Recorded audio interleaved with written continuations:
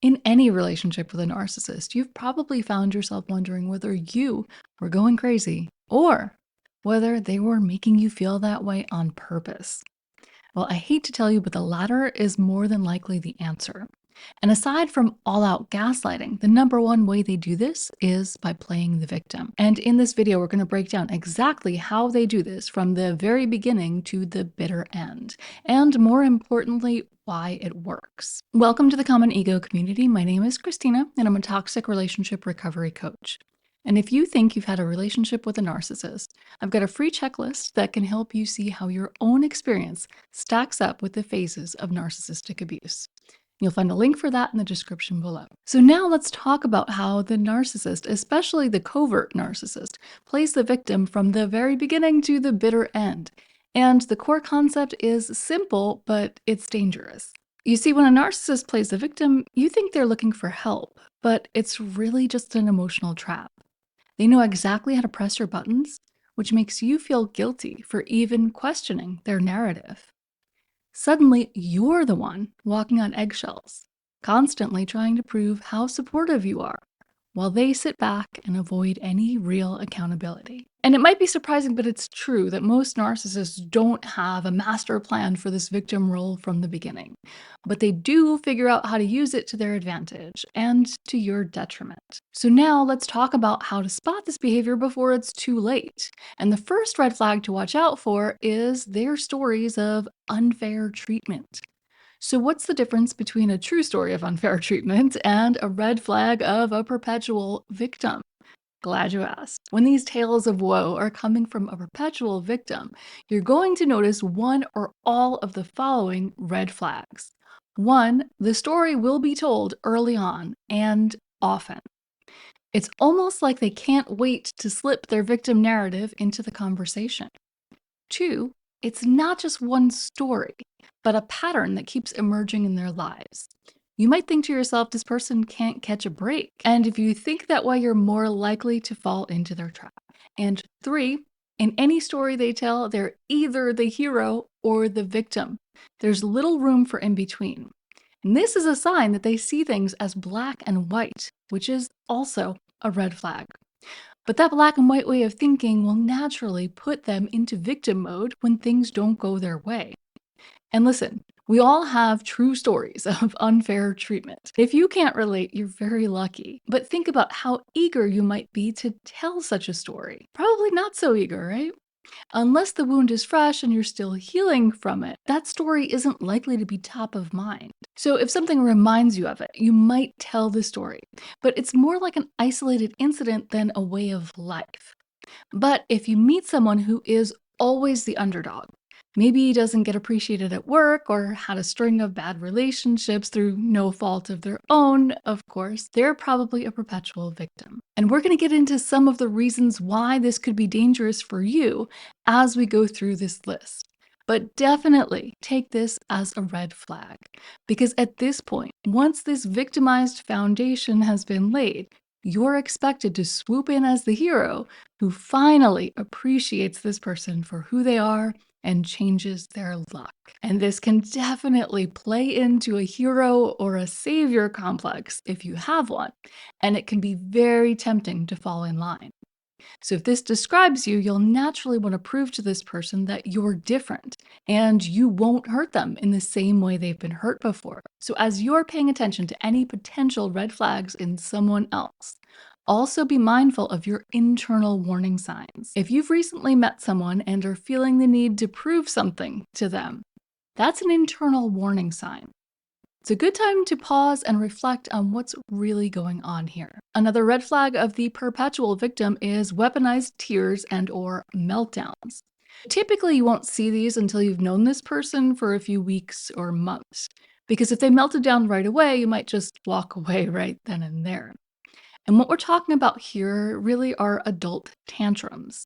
When this person doesn't get their way, how do they respond? This is very telling, and I'd recommend paying attention to this in everyone, really. Do they handle it like an adult or like a child? And how about when they're being held accountable? Do they then become the victim? Because in addition to a meltdown, the perpetual victim will always take this opportunity to guilt you into giving in to their wants and needs. And instead of addressing the issue if they get their way, your focus shifts to either comforting or rescuing them. And again, this is a case where you can see red flags externally, but you're also going to want to pay attention to those internal warning signs. So if your feelings change quickly from frustration with the other person to feeling guilty, pause.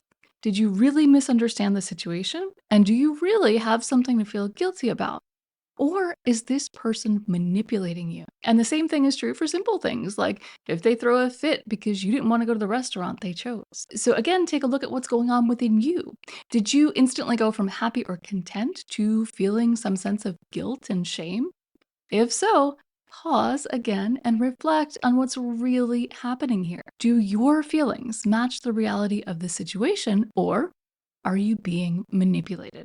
Okay, so let's move on to the next red flag, which is they outdo your emotional state.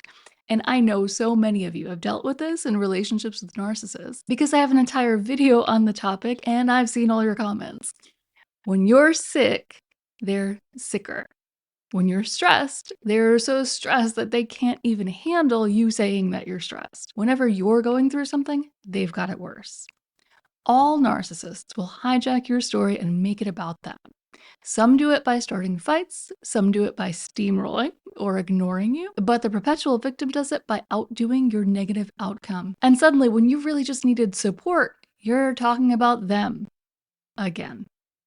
And maybe even feeling sorry for them instead of focusing on your own problem. And while distractions from our problems are sometimes welcome, this consistent way of shutting you down has a detrimental effect for sure. Because you come to learn that your needs don't matter. They're always just going to get buried. And you're made to feel selfish for even mentioning that you have needs. So now let's talk about another red flag of the narcissist who loves to play the victim. And I think this one may be the most dangerous, especially early on. What I'm talking about is the nobody gets me script. And what's so dangerous about the nobody gets me script is that it piles on top of the notion that everyone has been awful to or misunderstood this person, and you are the only one who doesn't. Which will absolutely again feed into any hero or savior complex you may have. And let's be honest, for all of us, it also feeds the ego. But this is part of the manipulation, and it's how manipulation really works. A manipulative person will get you to play an active role in your own downfall. In this case, by feeding your ego and creating a situation where you go above and beyond to prove your value and to prove you're not going to let them down. So if you think about it, it's kind of like a trap they've set and you've fallen into it. Kind of like the old story of Hansel and Gretel when they came upon the witch's house that was made of candy. They were so busy feasting that they ignored the witch's calls and the potential danger that lurked inside. And you can absolutely justify their actions and have compassion for those characters. But they willingly walked into that trap. And why did they do it? Because they were manipulated to do so. So this next red flag can be difficult to spot, especially when it's done well. But this is essentially where the narcissist blame shifts into victimhood. So imagine you're calling out something they did to upset you. Maybe they were rude or insensitive, and you want them to acknowledge that they were hurtful, so you might be able to believe that it won't happen again. And the trick here is that even if they did acknowledge their behavior was problematic, it means nothing. They'd still do it again. But it feels like there's some level of satisfaction in getting them to acknowledge it. But here's where the blame shifting comes in. Naturally, they won't admit fault. In fact, they can't even talk about your concern because the tone of your voice when you brought it up was so upsetting to them that they can barely function now. Now they need an apology from you to make things right.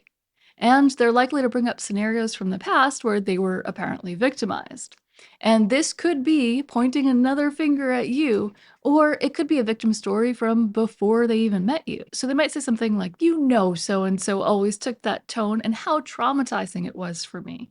How could you even think of approaching me like that?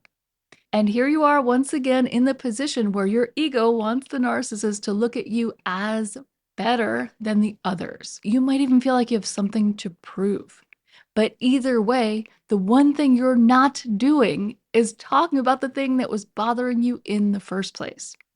So typically what happens is someone will get caught up in the victim story for a certain amount of time when you're with a narcissist, but it always does get old after a while. So even if at one point you did want to prove that you were better than the people in the narcissist's past, most people eventually reach a point where they realize they're in the same exact position those other people were in, and they just want out. So this is where you start to question and you start to doubt, were those people really abusive? Or were they just going through what I'm going through right now? And this takes a major toll on someone with a savior complex or a hero complex because it essentially wears them down so much that they no longer want to save or play the hero. And this isn't necessarily a bad thing, but when that was a big part of your identity, losing that is probably going to feel like losing yourself. And if you're feeling this right now, the best thing you can do is to separate yourself from the person who's making you feel this way. And that can look different for different relationships, but you can't heal when someone is constantly triggering your wounds. So if you can manage to go no contact, that's usually best, but it's definitely not an easy transition for everyone. So I want to prepare you with a few things you might expect from the narcissist after you cut them off entirely. It's pretty eye-opening. So before you take that step and go full no contact, click the video that just popped up on the screen. But don't forget to hit that like button first if you haven't already, and I'll see you next time.